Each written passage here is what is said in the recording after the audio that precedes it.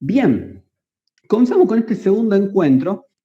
Hemos tenido un primer encuentro muy general, un primer encuentro en donde hablamos de principios generales de para qué sirve el derecho de daños y la responsabilidad civil de una manera muy abierta. Y ahora vamos a seguir en estos términos de amplitud, porque realmente lo que nos toca ahora, habíamos terminado de ver ligeramente la cuestión de la responsabilidad resarcitoria y la preventiva, ¿no? Esas dos grandes funciones, y nos quedaba esta idea de los elementos, ¿no? Este último puntito 3, y después íbamos a los principios fundamentales. Los elementos ustedes ya los conocen. ¿Por qué los conocen? Porque yo se los enseñé en Derecho Civil 2, porque yo se los enseñé en Derecho Civil 3, así que ya lo conocen, ya lo conocen. ¿De qué estamos hablando? Así como ustedes estudiaron en su momento en Derecho Penal 1 la teoría del delito, en donde nosotros íbamos analizando categorías que tenían que sí o sí verificarse para nosotros poder seguir avanzando a la próxima categoría, en la responsabilidad civil también vamos a tener 4 grandes categorías. ¿Mm? Por un lado vamos a tener al daño, ¿no? El daño, el elemento principal de la responsabilidad civil, que lo va a diferenciar de todas las otras responsabilidades. Ya vamos a ver en el punto 7 las diferencias con otras responsabilidades. La clave está en que la responsabilidad civil tiene su origen en el daño. ¿Qué es el daño? El menoscabo que sufre una persona en sus bienes, en su persona. O, ya está, y con cierto grado de detalle, en la persona y bienes de sus allegados.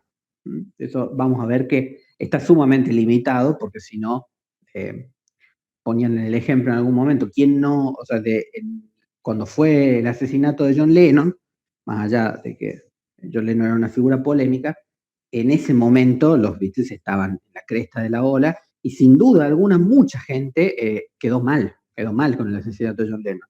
Bueno, no porque te haya hecho mal, vos podés pedir una indemnización de daños y perjuicios, pero bueno, ya vamos a ver esa cuestión. Vamos a desarrollarlo a fondo, daño, porque es súper difícil de calcular, ¿no? Porque ustedes dicen, bueno, me quebraste la muñeca, sí. Bueno, ¿cómo lo podemos calcular? Bueno, la operación de muñecas me va a salir 30.000 pesos, la prótesis va a salir 40.000 pesos, la rehabilitación va a salir 20.000 pesos, voy a estar 30 días parado, así que van a ser unos 50.000 pesos, y bueno, y vamos a sumar y vamos a llegar a un número. Bueno, pero y la bronca de tener mi mano inmovilizada durante 2 meses, la angustia de no saber si voy a poder volver a tocar el piano, con él, yo no toco el piano. Pero bueno, todas esas cosas hay que reflexionarlas y las vamos a reflexionar. Lo Consulta. segundo, sí. Alguna vez un profesor, no recuerdo quién, me dijo que no todas las obligaciones de resarcir el daño son de valor, sino que al estar tasadas ya dejan de ser obligaciones de dar valor. ¿Eso es así?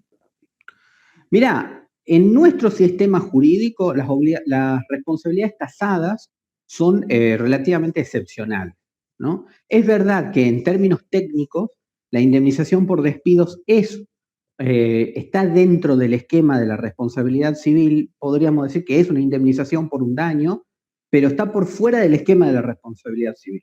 Cuando vos vas en una demanda de responsabilidad civil en los términos del Código Civil y Comercial, el Código Civil y Comercial no tiene tasaciones. Los ordenamientos como principalmente los ordenamientos del derecho laboral y afines, como ser el derecho de accidentes de trabajo, que es un derecho que tiene unos topes indemnizatorios bastante polémicos, esos sí están tarifados y entonces en esos términos podríamos pensar en que no sea una responsabilidad de valor, pero todo lo que es daño en términos de Código Civil y Comercial, nosotros no tenemos tasación. Puede haber sistemas jurídicos de tasación y de hecho son bastante más sencillos, pero nosotros vamos a ver que cuando analicemos daño, nosotros tenemos el criterio de la reparación plena, de la reparación completa. Y esa reparación completa tiene una serie de consecuencias, entre ellas la imposibilidad ni de generar tasaciones con anterioridad, ni tablas, ni tabulaciones de daños, ni la posibilidad de imponer topes indemnizatorios. ¿Mm?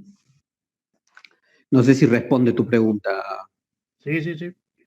Perfecto. Bueno, con respecto, una vez que ya está comprobado el daño, una persona sufrió un menoscabo de su patrimonio, vamos a ver como segundo elemento la antijuridicidad. Y las mismas previsiones que tuvieron en su momento a la hora de comprender el fenómeno de la antijuridicidad en el derecho penal. ¿Cómo? Resulta ser de que es una acción típica, pero puede no ser antijurídica. Efectivamente, si bien la expresión en la tipicidad de alguna manera ya nos hace pensar que es antijurídico, porque la ley lo está vetando expresamente, cuando pensemos en términos de antijuridicidad no vamos a tener que pensar tanto en una faz activa de la antijuridicidad, sino en la faz excepcional. Es decir, existe la posibilidad de que una conducta dañosa esté excluida como antijurídica por lo que se conoce como las causas de justificación. ¿No? Las causas de justificación que trasladan o que desplazan la antijuridicidad son muchas, pero en el derecho civil trabajamos principalmente tres: la legítima defensa de un derecho o de la persona, el estado de necesidad y el ejercicio regular del derecho. Siempre, ustedes me lo habrán escuchado ya decir a este argumento, si yo voy y le cobro 40.000 pesos a alguien mediante un juicio, sin duda, por honorarios, por ejemplo, sin duda he afectado su patrimonio, he menoscabado su patrimonio en 40.000 pesos, pero obviamente que al tratarse del ejercicio regular de mi derecho a los honorarios, no está dentro del ámbito de la responsabilidad civil, por no ser antijurídico. El tercer elemento es la causalidad, que de esto también, si ustedes han sido muy estudiosos del derecho penal, lo habrán leído como un elemento del tipo. La causalidad, y esto nos podemos remitir a cuestiones más filosóficas, es la doctrina según la cual los hechos están conectados entre sí de manera inevitable, ¿no? Entonces, en el cual nosotros determinamos que un hecho A produce un hecho B. Suponiendo que esto es verdad, que hay un consenso científico generalizado al respecto, el gran problema existe en que, como todos los eventos en este mundo ocurren al mismo tiempo y que por lo general ningún evento responde a una sola causa, sino que se responden a una cantidad infinita de causas, y que además esas causas a su vez tienen una serie de conexiones de causas que nos llevan al infinitum hacia el origen de los tiempos, es difícil determinar cuándo podemos hacer el corte de la realidad. ¿Cuándo vamos a decir, bueno, la responsabilidad llega, este es el hecho dañoso? Bueno, la responsabilidad llega hasta acá, va a llegar hasta acá, pero hasta acá ya no. Bueno, ese corte es bastante difícil de hacerlo porque es un corte que siempre va a ser arbitrario, ¿no? Y sobre el cual cuando vos tenés que hacer algo arbitrario en el derecho, siempre tenés que estar muy bien justificado, ¿no? Cuando hay elecciones que tiene que tomar la administración pública y sobre todo el concepto de la política legislativa, cuando vos decís, bueno, ¿saben qué? Voy a elevar la edad de consentimiento sexual a 18 y se acabó. Bueno, ¿por qué? Bueno, y ahí voy a empezar a hablar sobre la vulnerabilidad de los chicos, el expansionismo del grooming, etc. Y uno va a levantar la mano y va a decir, bueno, pero en Japón es hasta los 14 o en España a los 14. Bueno, yo tomé esta decisión en base a este raciocinio, España habrá tomado su decisión en base a otro raciocinio. Con el tema de las teorías, si ustedes recuerdan lo de derecho penal, también teníamos algunos que decían, bueno, tomemos una doctrina en donde los factores sean absolutamente equivalentes, otros que hablaban de eficiencia, otros que hablaban de proximidad o de cercanía. Bueno, y todas esas teorías tenían sus ventajas y sus desventajas. En Argentina nosotros tenemos el principio de la causalidad adecuada que vamos a desarrollar con profundidad, que ya algo les he enseñado en algún momento de nuestra cursada, que ya está por cumplir un par de años. Pero bueno, no quiero adelantarme demasiado ni perder demasiado tiempo en esto, porque lo vamos a desarrollar en profundidad en un momento. Y por último, y tal vez uno de los elementos más ricos a la hora de estudiar, el factor de atribución. Es decir, la razón jurídica por la cual yo voy a decir vos sos el que te tenés que hacer cargo de este daño. Originariamente, y por una cuestión de que tenemos criterios de justicia directamente, ¿cómo se llama? Podríamos decir, vinculados a la autoría del sujeto, ¿no? Al reproche a la actividad del sujeto, vamos a tener lo que se conoce como los factores de atribución subjetivos, ¿no? ¿Por qué razón te voy a hacer responsable? Porque este daño que lo produjiste mediante una actitud reprochable, ¿no? Porque vos actuaste con dolo, porque vos actuaste con culpa. Entonces, es un reproche que te hago a vos y a tu conducta. En cambio, con el avance del tiempo, hemos visto que hay un montón de otras razones por las cuales también el derecho debería adoptar una postura protectoria de los intereses, y ahí aparecen los factores de atribución objetivos, que algo hablamos la clase pasada cuando dijimos que en esta expansión que tiene el derecho de daños, una de las razones es que dejamos de poner el foco en la causalidad y en el reproche al sujeto y empezamos a poner el foco en la víctima. En decir, ¿es justo que esta persona tolere como víctima este daño? Y sobre la base de eso llegamos a distintas conclusiones según los distintos casos. Bien, ¿qué son estos principios fundamentales del derecho de daño? Estos principios fundamentales del derecho de daño, paréntesis, son también una decisión metodológica, entre comillas, arbitraria del programa. Hago esta aclaración porque posiblemente ustedes van a ir a distintos libros y no estén así tal cual enumerados. A menos que esto sea sacado textualmente de Pizarro Vallespinos, sospecho que es una construcción que hace el profesor en base a lo que considera que es lo más principal o fundamental del derecho de daño. Quienes estén estudiando en este momento de Pizarro Vallespinos tal vez me puedan comentar si lo encontraron, si ya lo están preparando, pero de todas formas son cosas que podemos conseguir de cualquier manual de derecho de daños, tal vez no con ese nombre y no en esta enumeración, pero que tienen que estar estables. El primero, perdón, el que vamos a hablar es el neminen ledere. Neminen ledere, ustedes no han estudiado en derecho romano, pero se trataba de uno de los tres principios de derecho que había en su momento planteado Ulpiano a la hora de determinar cómo era una virtud, ¿no? Ulpiano decía que la justicia era la constante y perpetua voluntad de dar a cada uno lo suyo, de vivir honestamente y de no dañar a nadie. Entonces, esta idea moral de no dañar a nadie, que se traduce, ustedes saben, yo tengo una cruzada personal en contra de las locuciones latinas, este no dañar a nadie, que plantea Ulpiano, se va transmitiendo a lo largo del tiempo y va adoptando distintas formas en el derecho. Uno de los institutos jurídicos que se asienta fuertemente en el principio de no dañar a nadie es la responsabilidad civil.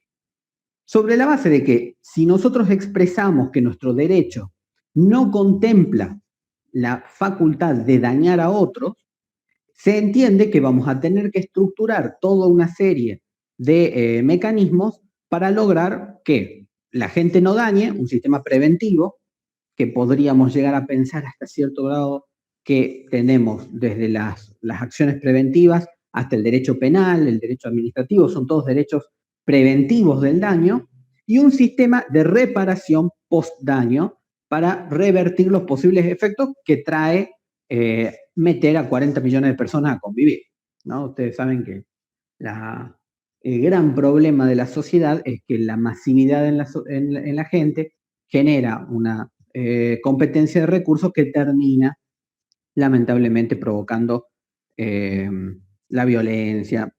Eso, quienes creen que es solamente una variable de matriz económica, yo que personalmente considero que hay una variable de matriz instintiva, natural, considero que bueno, hay una pequeña tendencia del ser humano por el miedo a responder con violencia.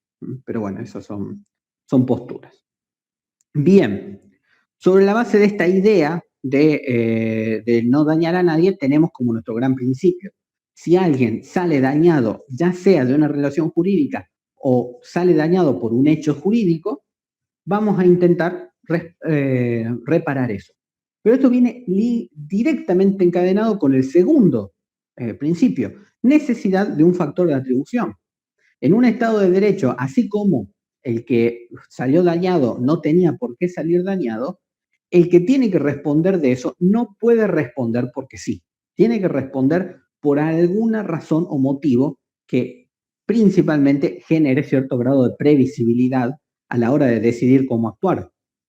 Si yo no sabía o no tenía forma de saber, más que no sabía, yo no tenía forma de saber que mi accionar era pasible de responsabilidad civil, porque existía un factor de atribución llamado riesgo creado, entonces yo me puse a hacer dinamita con todo el cuidado del universo y de repente explotó la fábrica de dinamita, se murieron unas cuantas personas y yo dije, no, bueno, no pasa nada.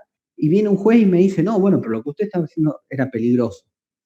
Yo le muestro un código civil del año 1800 y le explico amablemente que en ninguna parte dice que la peligrosidad es un factor de atribución. Y en ese caso el juez no podría condenarme por un principio absoluto de legalidad. No obstante esto, no, salvo la equidad, que ha sido como la punta de lanza de los factores de atribución objetivo a la hora de decir, bueno, sí, es verdad, no hay un factor de atribución objetivo, subjetivo que diga que vos te tenés que hacer cargo, pero que no te hagas cargo es inequitativo. Y yo tengo cierto grado de facultad, siempre y cuando la defienda muy bien, de imponerte algo por equidad. Hoy en día, que ya tenemos bastante desarrollada la cuestión, no va a ser ni arbitrario, ni... estoy con la palabra arbitrario de muletilla, no sé por qué en esta clase. No va a ser una decisión política, ni una decisión de política judicial, ni una decisión humana, es una decisión jurídica. Entonces, el Estado de Derecho nos pide a nosotros que tengamos antecedentes jurídicos a la hora de andar imputando responsabilidad. Con respecto al principio de reserva, no voy a profundizar demasiado en algo que ya deben haber visto hasta el cansancio, pero bueno, artículo 19 de la Constitución Nacional. No estoy privado de hacer lo que la ley no prohíbe, ni estoy obligado a hacer lo que la ley no manda. Esa esfera de libertad se conjuga perfectamente con el punto B, ¿no? Con la necesidad de un factor de atribución. La idea del principio de prevención es un principio bastante nuevo, mediante el cual se impone a los sujetos a actuar de una determinada manera, y esto, o sea, como todo principio jurídico, es una expresión del ordenamiento jurídico que busca generar una actitud general de la sociedad frente al fenómeno que está tratando de ligar, ¿no? Cuando decimos principio de buena fe, lo que estamos diciendo es la gente debería actuar de buena fe. Cuando decimos prevención, lo que estamos diciendo es la gente debería actuar de tal manera en la que los daños no se produzcan. Y en caso de que los daños se produzcan, su segunda opción debería ser actuar de tal manera para que los daños tengan la menor cantidad de consecuencias posible, ¿no? Y reduzca los impactos posteriores del daño. Como les digo, esto es un principio relativamente nuevo.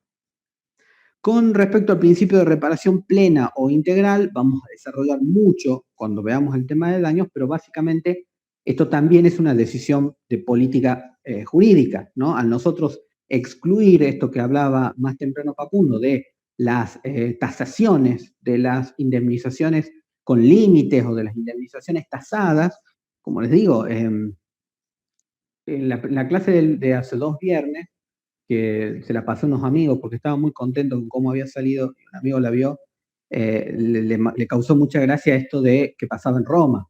Había una indemnización tasada de que un golpe en la cabeza salía 10 haces romanos. Entonces iba el tipo, golpeaba la cabeza y ahí nomás pasaba a pagar la indemnización ya tasada. Bueno, no se trata de eso en nuestro sistema porque nosotros adoptamos un principio general de reparación plena o integral. Al ser una reparación plena o integral, debe analizarse en juicio los extremos de esa plenitud. Obviamente que quien alega el daño tiene que probar esos extremos. Bien, con respecto a la protección de intereses fundamentales de la persona humana, tiene mucho que ver con nuestro Código Civil y Comercial y un poco con vamos a hablar un poco de todo junto, ¿no? Vamos a hablar de la protección de los intereses fundamentales de los humanos, la protección acentuada de los débiles y los vulnerables y la protección de los derechos colectivos.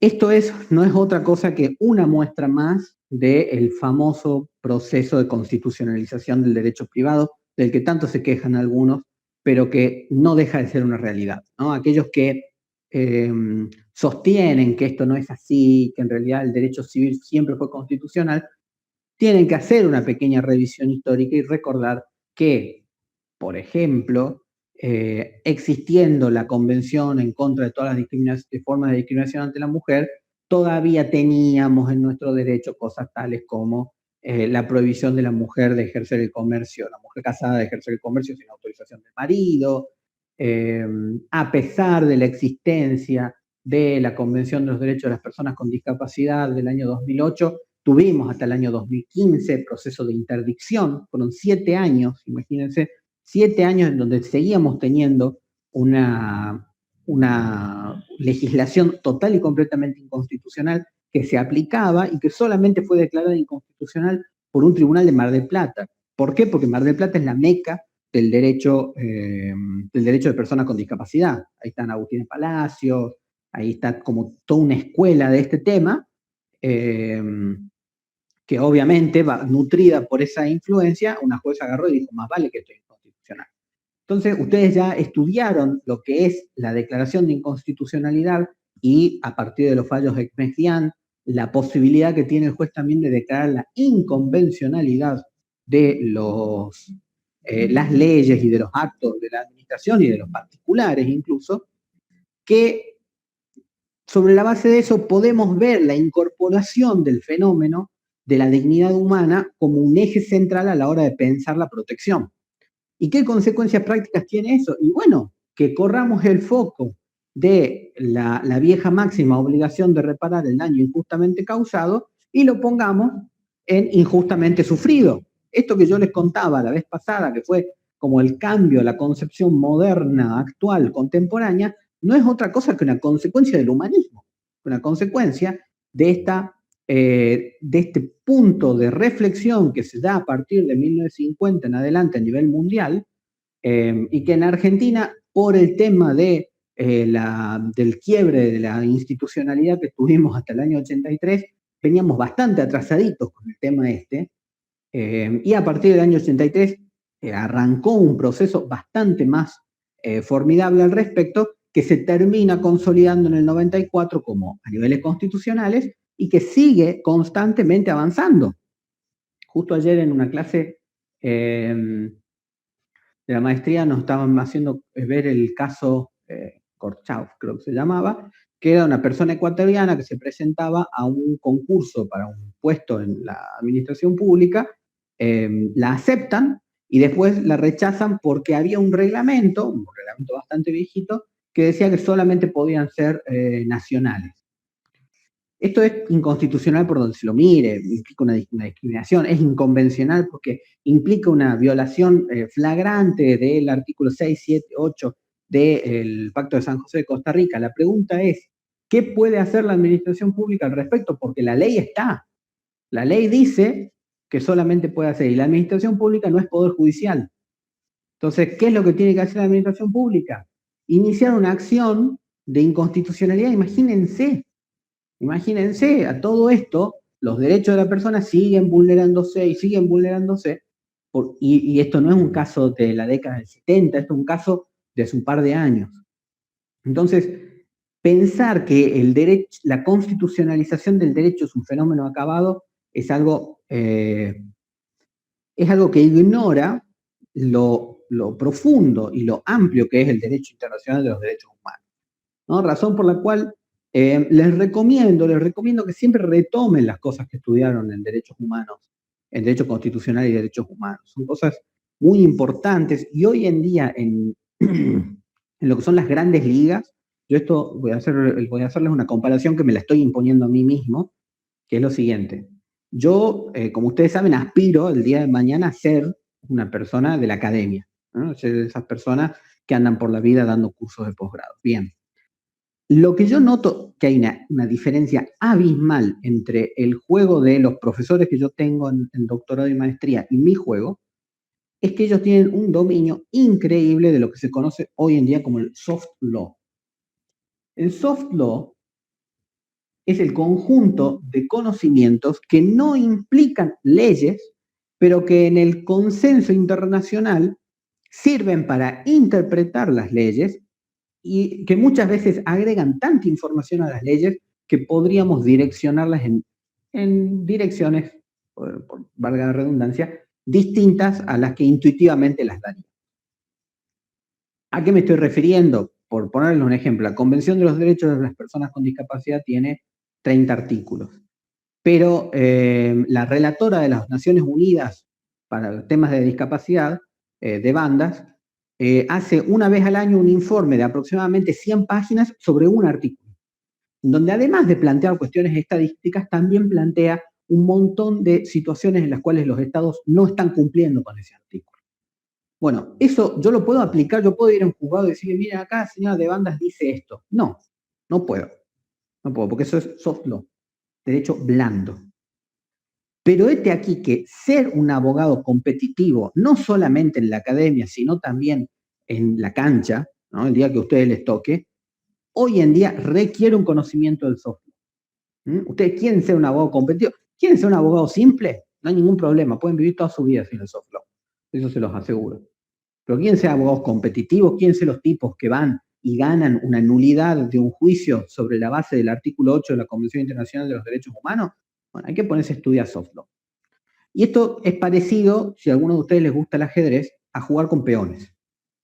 Todos sabemos, muchas personas sabemos jugar al ajedrez, pero sabemos los movimientos, como muchos los que más estudiaron el hobby así dentro del tema de los hobbies, habrán llegado a estudiar aperturas y finalización.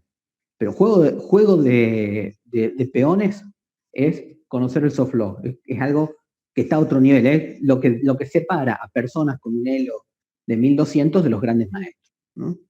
Bien. Sobre la base de esto, obviamente que la Constitución Nacional y los tratados internacionales ponen un acento en contemplar los derechos de los grupos sociales que fueron históricamente vulnerados. Entonces, esa vulnerabilidad que tienen los sujetos tiene que ser protegida de manera especial y con particular acento.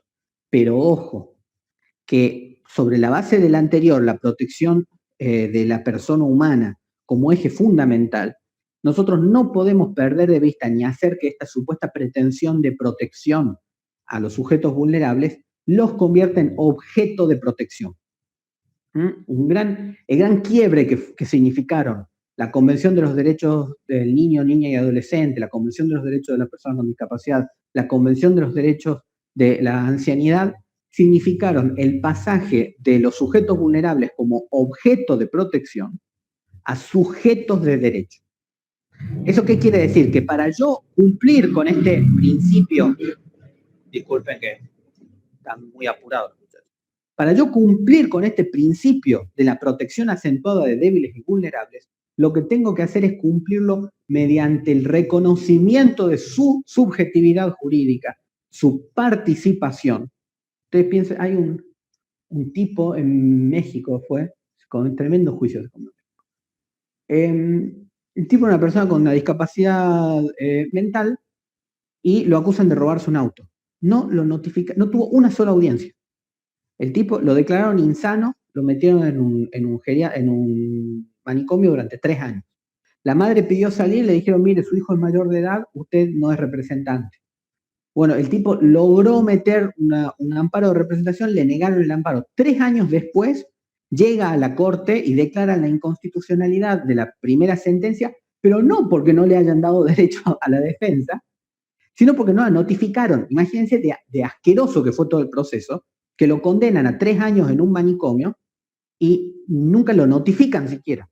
Y 3 años después se declara la nulidad de eso, pero no porque estuvo mal, sino porque no lo notificaron, por una cuestión formal.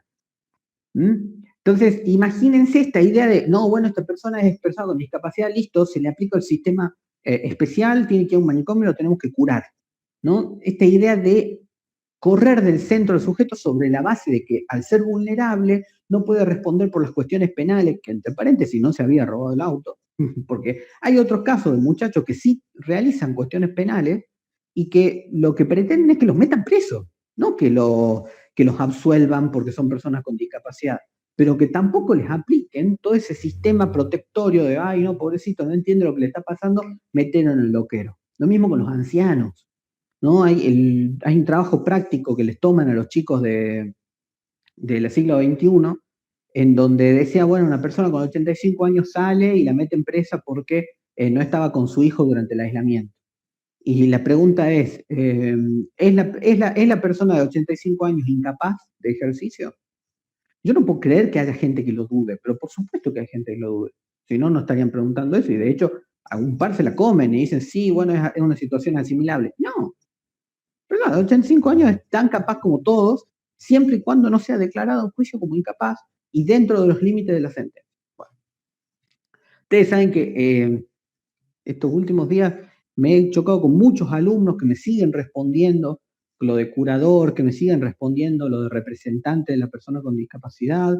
Me saca un poco de quicio que ya habiendo pasado 6 años desde el Código Civil y Comercial y más de 10 años, casi 15 años de la Convención Internacional de los Derechos de las Personas con Discapacidad, sigamos discutiendo esto, ¿no? Es increíble, siendo que Argentina fue un país pionero, ¿no? Pero seguimos teniendo profesores y seguimos teniendo libros de texto que no puntualizan bien en esta idea de la vulnerabilidad, no como un pobrecito los cuidemos, un escudo para esas personas. Es un escudo, sí, pero que se lo vamos a dar a esas personas, no se lo vamos a tener. No le vamos a tapar la visión con el escudo. ¿Mm? Bien. De la mano de todo esto y de reconocer los derechos de grupos históricamente vulnerados, también está el reconocimiento de los colectivos y de sus derechos como colectivo y el reconocimiento sobre todo a la legitimación para el ejercicio de los derechos, ¿no? Y en derecho de daños se ve particularmente esta cuestión con el medio ambiente. Pero también podemos pensar en el fallo Alavi de derecho del consumidor, podemos pensar, porque son como los dos grandes colectivos, ¿no? Consumidores, medio ambiente, podemos pensar en pueblos indígenas, son todos grupos que históricamente fueron vulnerados, que si yo les aplico la ley en términos de legalidad, ¿no? Yo te aplico a vos la misma ley, la persona esa va a salir perdiendo no porque la ley está diseñada para beneficiar a los hombres, pero como históricamente, socialmente, políticamente, económicamente, la mujer ha sido desfavorecida y ha sido desplazada del mundo, eso nos va a dar que una ley que se aplica por igual a hombres y mujeres termina siendo injusta para las mujeres, no porque la redacción de la ley, sino por el contexto de la ley. Entonces, sobre la base de eso, yo necesito proteger. ¿Y quiénes son estos colectivos y cómo el derecho de daños los va a proteger? Admitiendo una legitimación amplia. Yo soy cliente de personal y si personal aumenta, puedo iniciar una acción colectiva en contra de esos aumentos y defender los derechos yo solito de todos los usuarios del personal. Obviamente que para eso la figura central es el ombudsman, el defensor del pueblo. El defensor del pueblo que a nivel nacional nunca se nombró, pero bueno, algunas circunspecciones lo han nombrado, creo que Catamarca no tiene, Salta lo nombró hace un par de años, el ombudsman de Buenos Aires es muy famoso, se aparece mucho en la tele porque es un tipo que va a los reclamos, ¿no? Un tipo que se mueve bastante bien. Entonces, el defensor del pueblo va a ser el tipo que va a canalizar esta idea de los intereses difusos. No obstante, el defensor del pueblo puede canalizarlos, puede tener de alguna manera una legitimación un poquito más especificada, pero eso no excluye a los demás grupos. Entonces, esta legitimación amplia, permitir que cualquier persona vaya y realice un reclamo sobre la base de un derecho difuso, está reconocida en el derecho de daños y justamente es la manera en la cual reconoce este fenómeno, que es el de las nuevas ciudadanías. Creo que alguien quería decir algo, ¿no? Bueno, que escuché como un micrófono que se abrió y se cerró y por eso. Bien. Después tenemos acá esta idea de la relatividad de los derechos subjetivos y el desmantelamiento de los efectos patrimoniales del ilícito. Con respecto a la relatividad de los derechos subjetivos, recordemos que en términos generales las relaciones contractuales y los derechos subjetivos llamados relativos no pueden afectar a terceros. Entonces, a la hora de juzgar la manera en la cual se desarrolla esta cuestión de los daños y se desarrolla esta cuestión de la responsabilidad, siempre vamos a tener en cuenta que un tercero damnificado por una relación jurídica es de cajón injusto, no está justificado, ¿no? Eso es lo que en derecho del consumo se conoce como bystander o tercero no involucrado, el famoso caso Mosca, un tipo que pasaba por el estacionamiento a la salida de un ¿cómo se llama? De un partido de fútbol, le hicieron pelota, la seguridad no lo defendió lo suficiente y cuando reclama, el estadio argumentaba que como él no había ido a la cancha, no estaba la responsabilidad en cuidarlo, ¿no? Razón por la cual, o sea, él no tenía el boleto de la cancha, no estaba la responsabilidad de cuidarlo. ¿Qué dice la Corte? No, esta es una persona que se vio envuelto en un derecho subjetivo que no le correspondía y que no tiene por qué andar saliendo damnificado, ¿no? El bystander. Los proyectos de defensa del consumidor que hay actualmente en Congreso, todos lo reconocen. Bien. Esto del desmantelamiento de los efectos patrimoniales del ilícito lo tuve que buscar porque se podía referir a un millón de cosas. Ustedes habrán recordado si siguen en la tele, y me parece que esto está puesto con esa intencionalidad política, que se habló mucho de un fenómeno, de una ley que se llamaba Ley de Extinción de Dominio, allá por el 2016-2017. Porque el gran problema que tenemos en Argentina y en Latinoamérica con la corrupción es que cuando cae el sujeto responsable de la corrupción, él o sus testaferros caen presos, más allá de eso, sus ganancias económicas siguen siendo suyas. Razón por la cual, hoy en día, si un Macri quisiera retirarse a Australia y disfrutar toda la guita que se choreó, o una Cristina se quiere retirar a Francia y disfrutar toda la guita que se choreó, parecería ser que hay algún tipo de inconvenientes a niveles jurídicos para recomponer o para desarmar eso, ¿no? Desarmar esta idea de de los efectos del delito, ¿no? Esta persona genera un daño, consigue, hay una responsabilidad de su parte, termina pagando multas, termina presa, etcétera, pero los millones y millones siguen siendo de esas personas. Esa es la primera idea que me figuró y estoy casi seguro que esa es la razón por la que lo pusieron acá. Pero me puse a leer y resulta ser que el desmantelamiento de los efectos patrimoniales del ilícito está directamente ligado a algo que hablamos la clase pasada, que es la función punitiva del derecho de daño.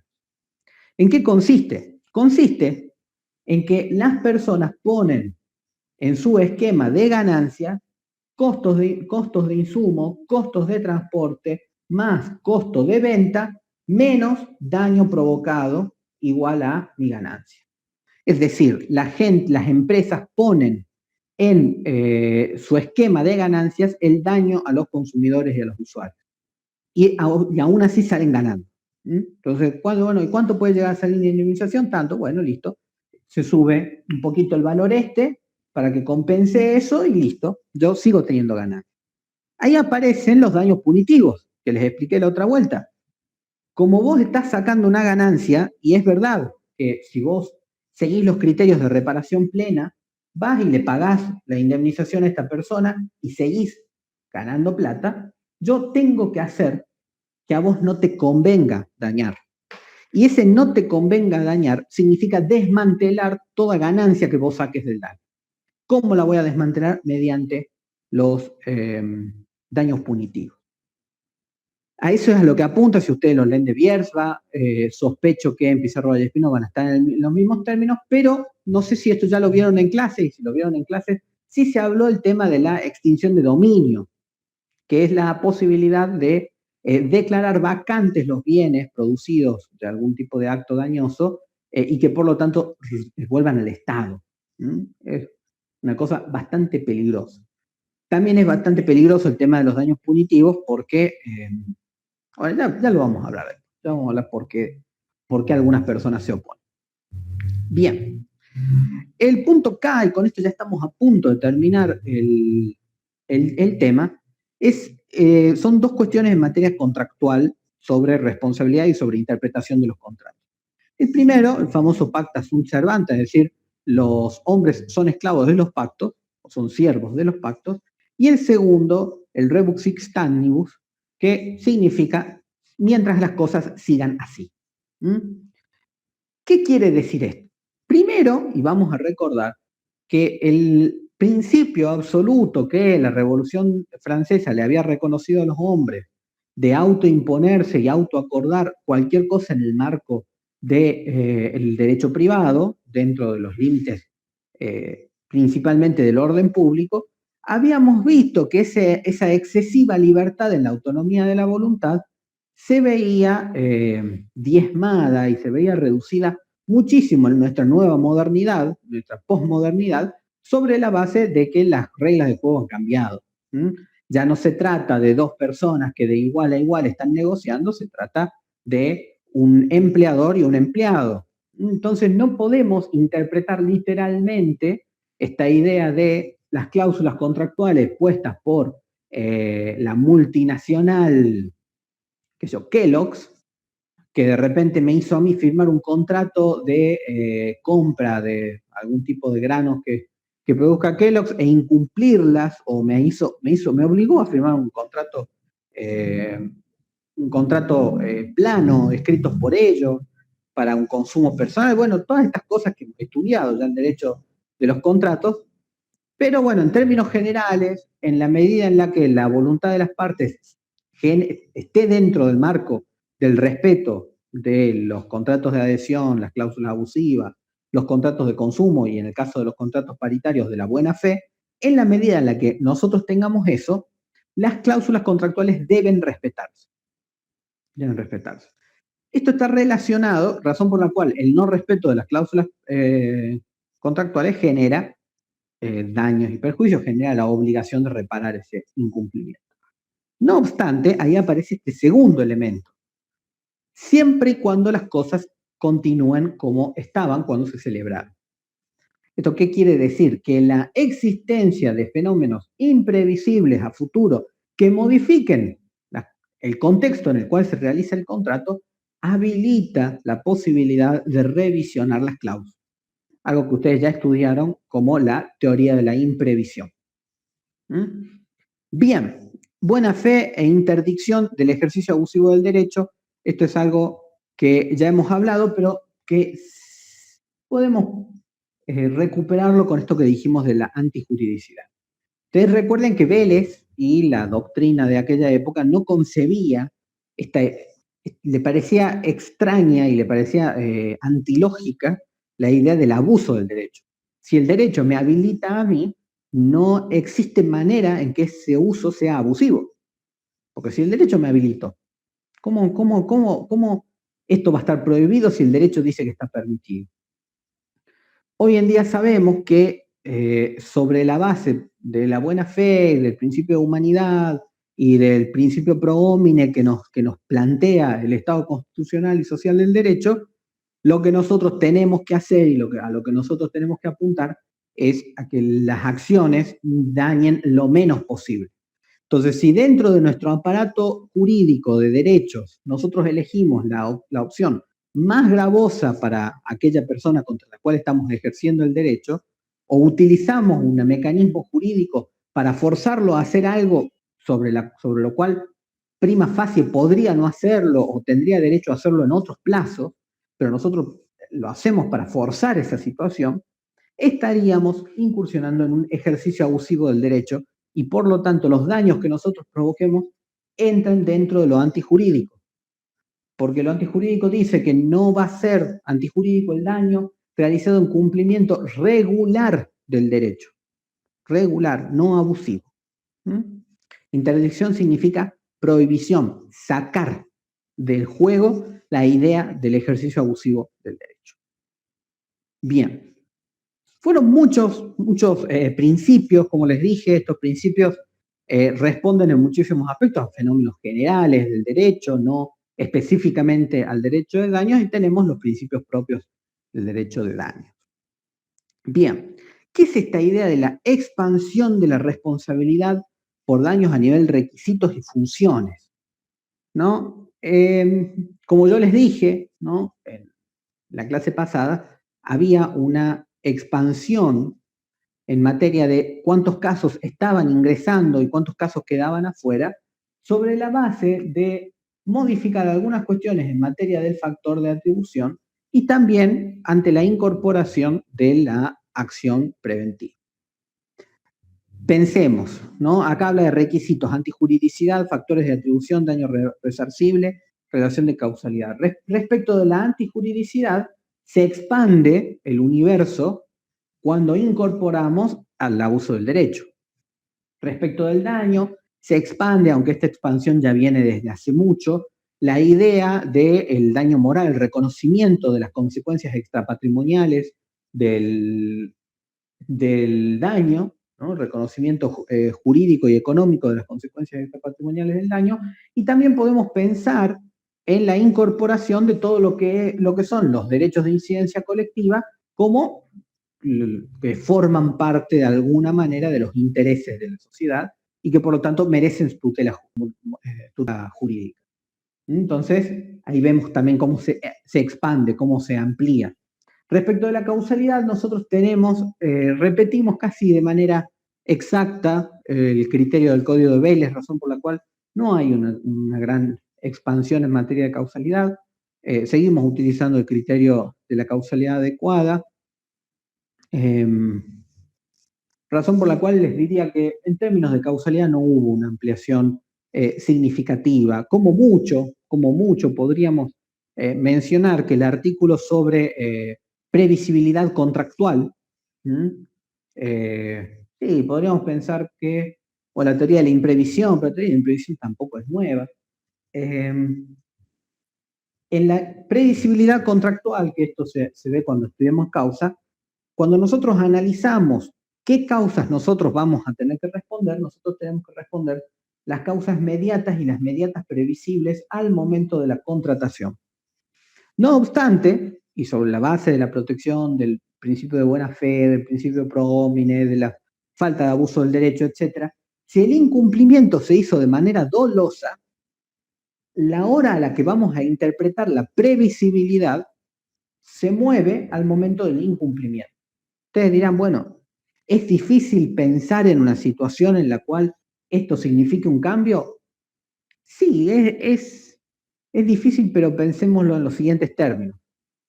Supongamos que ustedes saben que hoy en día el mercado de las criptomonedas es uno de los mercados más volátiles que hay. Supónganse que ustedes a principio de año, cuando todavía el mercado estaba estabilizado y no estaba en medio de la burbuja en la que nos encontramos ahora, se habían comprometido a pagar algo en bitcoins al plazo de un mes.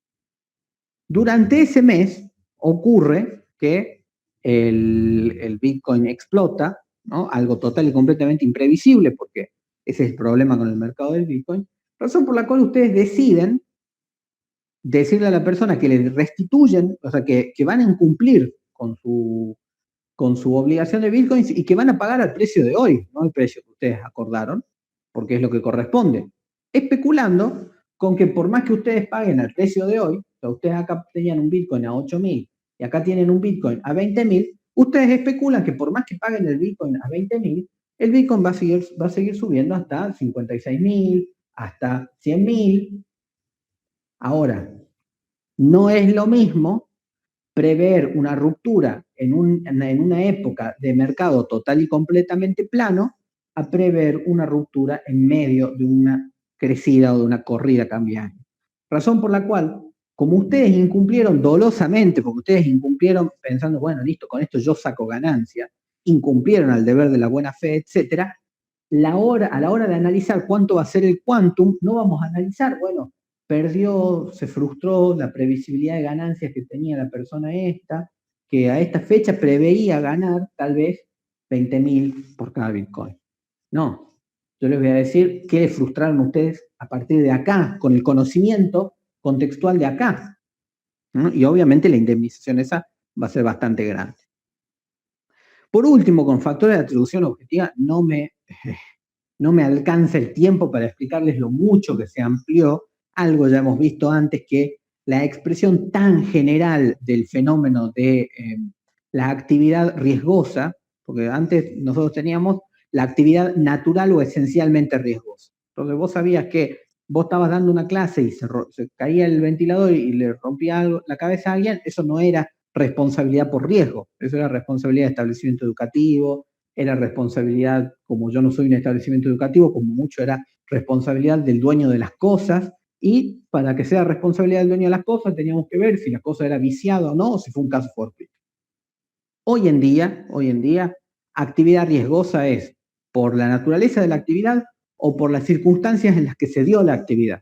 Si yo doy la actividad en un aula como en estas condiciones, es una actividad riesgosa y por lo tanto está incluida en la responsabilidad por objetiva, por actividad riesgosa, y es bastante más difícil que yo logre zafarme de eso. Esto como un ejemplo, que en realidad la incorporación de todos los que son los factores de atribución objetivo ya ampliaron muchísimo, allá por la década de los 70, este fenómeno. Bien. Y con respecto a las funciones de la responsabilidad, ya hemos hablado de la función preventiva, de la función resarcitoria y de la función punitiva. Principalmente la reforma del Código Civil y Comercial expande las cuestiones hacia el lado de lo preventivo, incorpora la función preventiva y la regula. Antes las veníamos usando en forma de amparo o en forma de acciones reales, pero hoy en día ya tenemos una acción preventiva total y completamente establecida. Creo que vamos a verla en profundidad en otra unidad, así que no se preocupen. Quiero tratar de cerrar la clase con un puntito que hay acá respecto de las responsabilidades, la diferencia en las responsabilidades. La responsabilidad civil no es lo mismo que la responsabilidad penal o que la responsabilidad administrativa, principalmente porque protegen cosas distintas. Lo primero que tenemos que tener en cuenta es que la responsabilidad penal y la responsabilidad administrativa pueden ejercerse aún ante la ausencia de un daño. Si nosotros tenemos una tentativa de homicidio o nosotros pasamos un semáforo en rojo sin que, ¿por qué está el semáforo en rojo? La responsabilidad administrativa busca el orden social y busca la prevención del daño. Entonces, ¿por qué está prohibido pasar el semáforo en rojo? Porque el semáforo en rojo está ahí para garantizar el derecho de los peatones. Ahora, si son las 3 de la mañana y no hay ningún peatón y vos pasaste el semáforo en rojo, parecería ser que tu actividad no choca con esos principios generales de no dañar a otro. Pero como la función administrativa busca controlar las actividades y busca generar una conducta humana deseada por el legislador, si el zorro te vio pasando la luz roja, se configura el hecho, ¿no? Sin importar que haya habido o no riesgo de daño, sin importar que se haya producido o no el daño, y la responsabilidad administrativa ocurre. Lo mismo pasa, el único requisito para la responsabilidad administrativa o para la responsabilidad penal es que la conducta encuadre en el hecho legalmente establecido. Como mucho podríamos llegar a discutir si el hecho legalmente establecido es constitucional o no, en cuyo caso nos costaría, puedo pensar, por ejemplo, en todo lo que es régimen disciplinario de personal de seguridad y de las fuerzas de seguridad, que tiene un régimen disciplinario que incluye castigos personales, y hasta podríamos llegar a pensar algún que otro castigo degradante que se lleva las patadas con los derechos humanos y con la dignidad humana. Yo podría llegar a zafar del castigo mediante una declaración de inconstitucionalidad. Difícil, pero podríamos llegar a hacerlo. En cambio, en la responsabilidad civil, el eje es la existencia del daño. Si yo no tengo daño, no tengo responsabilidad civil en los términos clásicos de la responsabilidad civil. Como mucho, tengo la responsabilidad civil preventiva, que acá aparece esto que ya hemos discutido. No es responsabilidad civil función preventiva de la responsabilidad civil. La responsabilidad civil es la función resarcitoria del derecho de daños. Y la acción preventiva y la función preventiva es del derecho del daño, no de la responsabilidad civil. Pero bueno, los legisladores nuestros pusieron la responsabilidad civil y le atribuyeron a la responsabilidad civil la función resarcitoria y la preventiva. Personalmente creo que es un error de nomenclaturas bastante importante. Acá habla con los sistemas asistencialistas, con el enriquecimiento sin causa. El enriquecimiento sin causa, ustedes saben, es la situación según la cual una persona adquiere o ingresa en su patrimonio a costas del patrimonio de otro un bien, sí, hay un traslado patrimonial que no se asienta en ningún acto jurídico o causa, en ningún hecho jurídico o ninguna causa válida. Esto genera una obligación de restituir, pero lo que más nos va a cambiar y lo que sobre todo más nos va a movilizar en esto es que, o lo más nos va a diferenciar la responsabilidad civil del enriquecimiento sin causa, es que el quantum del enriquecimiento sin causa está mucho más limitado a la restitución del estado anterior y no tanto a la idea de reparación plena. Bien. Con esto podemos cerrar la clase por cuestiones de tiempo. No quiero, o sea, me gustaría cerrar tal vez la unidad con dos palabritas respecto del último punto. Nuestro Código Civil y Comercial toma la responsabilidad civil como una fuente de las obligaciones y sobre la base de eso desarrolla toda la teoría de las responsabilidades como la responsabilidad como un hecho idóneo para generar una obligación, o sea, la obligación de reparar. Desde un punto de vista normativo, nosotros tenemos un régimen de prelación en el cual van a primar las normas imperativas especiales por encima de la norma general. En el medio de las normas imperativas especiales y generales van a estar las normas dispositivas que las partes hayan acordado, como puede llegar a ser una cláusula penal, y finalmente, como último tema, vamos a tener a las previsiones generales y, no va a salir la palabra, y dispositivas, lo que las partes pueden disponer en el Código Civil y Comercial. Entonces tenemos como una prelación normativa de lo imperativo, lo que las partes hayan planteado y lo dispositivo, lo disponible por las partes. Respecto de la exclusión arbitraria de la responsabilidad civil del Estado, les comento que ha sido un debate muy acalorado a lo largo de todo lo que fue la charla del Código Civil y Comercial, que ustedes saben se presenta el proyecto en 2012 y se termina aprobando 2 años después. Pero les comento que la responsabilidad estatal, lo que argumentan los administrativistas, es que se trata de un fenómeno administrativo. Y al tratarse de un fenómeno administrativo, a nosotros los provincianos debería importarnos en particular que el Código Civil y Comercial no regule esto, porque los fenómenos administrativos son legislación provincial. Si nosotros tenemos un código de fondo que regula un fenómeno administrativo, estaríamos en presencia de un error de atribución de competencia del Congreso Nacional regulando un fenómeno como ser la responsabilidad del Estado provincial, que debería estar regulado por nuestra Constitución provincial y nuestras leyes administrativas. Dicho esto, que ha sido el argumento constitucional más fuerte contra las objeciones de la exclusión que tiene el Código, también podemos mencionar el hecho de que la Ley de Responsabilidad Estatal Nacional, que fue sancionada antes del Código Civil y Comercial, continúa con la misma tradición jurídica de la Corte Suprema de Justicia en materia de responsabilidad estatal. Ustedes saben, no saben, les comento. Nosotros nunca tuvimos una ley de responsabilidad del Estado.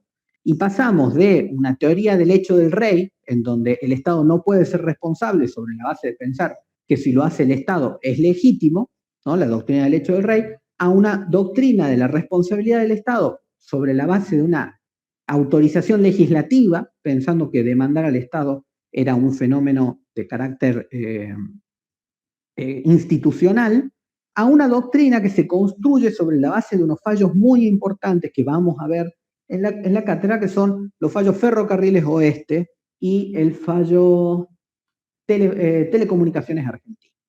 ¿No? Esos dos fallos, que son de la década del 30 y del 40, van a construir una doctrina de responsabilidad del Estado que se va a seguir nutriendo a lo largo de los años en muchísimos fallos, pero en muchísimos fallos, Ganadera Los Lagos, no sé si estaba COT también dando vueltas por ahí, hay un montón de fallos de responsabilidad del Estado que van a construir toda la doctrina que lo único que hizo la ley de responsabilidad del Estado fue sistematizar. El Estado es responsable no solamente por sus hechos antijurídicos, sino que además por sus hechos jurídicos. Porque el Estado, a pesar de que actúe dentro del margen de la ley, si genera un daño, debe resarcirlo. Entonces, eso lo vamos a estudiar en profundidad cuando veamos que la responsabilidad del Estado es esencialmente distinta a la responsabilidad civil, y eso es lo que sostienen los administrativistas y lo que yo humildemente considero que es correcto. Catamarca, tras 4 o 5 años de anomia, en los cuales nos teníamos que basar justamente en la Constitución provincial, que tiene un artículo sobre responsabilidad del Estado, y en la aplicación analógica, porque el Código Civil y Comercial dice que las leyes civiles no se aplican ni de manera subsidiaria, ni de manera directa o indirecta a la responsabilidad del Estado. Si nosotros vamos a un fallo como Ganadera Los Lagos, que es un fallo de la década del 37, creo que es del año 37, o sea, de la década de los 30, un fallo que ya tiene como 80 años, allí la Corte Suprema de Justicia reconoce que la aplicación de cualquier fenómeno del derecho civil no puede hacerse directamente en el derecho administrativo de manera directa, indirecta o subsidiaria. Tiene que hacerse una aplicación analógica. ¿Qué significa hacer una aplicación analógica? Modificar los principios y estructuras de este instituto jurídico para adaptarlo a las necesidades de este otro instituto jurídico. Yo no puedo aplicar nunca de manera directa las leyes civiles a un fenómeno estatal. Tengo que modificarlas, tengo que pensar analógicamente cómo se aplicaría. Y en esos términos, el código nada dice de vetar la aplicación analógica de las leyes de responsabilidad del Estado, que es lo que hicimos nosotros acá en Catamarca, hasta que Catamarca finalmente en el año final de 2019, principio de 2020, se adhiere a la ley de responsabilidad del Estado nacional, y lo único que dice fue el proyecto de ley, uno de esos proyectos de ley fantásticos que uno no entiende por qué se tardan 7 años en hacerse, que dice adhiero de forma comuníquese. Así que bueno, chicos, con esto terminamos la clase de hoy. Espero que no haya sido muy abrumadora. Espero que se haya entendido, espero que vayan notando cómo todas las piedritas que nosotros venimos poniendo con mucho cuidado y cariño desde hace 2 años ya, van formándoles a ustedes una base cada vez más sólida en la que van a poder animarse cada vez más a hacer ejercicios de pensamiento, ¿no? Antes tal vez tímidamente podían darme una respuesta porque la base no era lo suficientemente sólida, pero hoy en día ustedes, con el conocimiento que vienen acumulando a lo largo de los años, pueden animarse a bailar un poquito y a saltar un poquito porque la base ya está un poquito firme. Lo habrán notado, quiero creer, en que todas las cosas que yo les dije a lo largo de esta hora que pasó, les generaban ruiditos en el fondo, y no solamente porque la hayan visto recientemente en clase, sino porque se trata de cosas que ya venimos hablando y que ya ustedes vienen estudiando hace casi 3 años. Así que bueno, chicos, con esto me despido.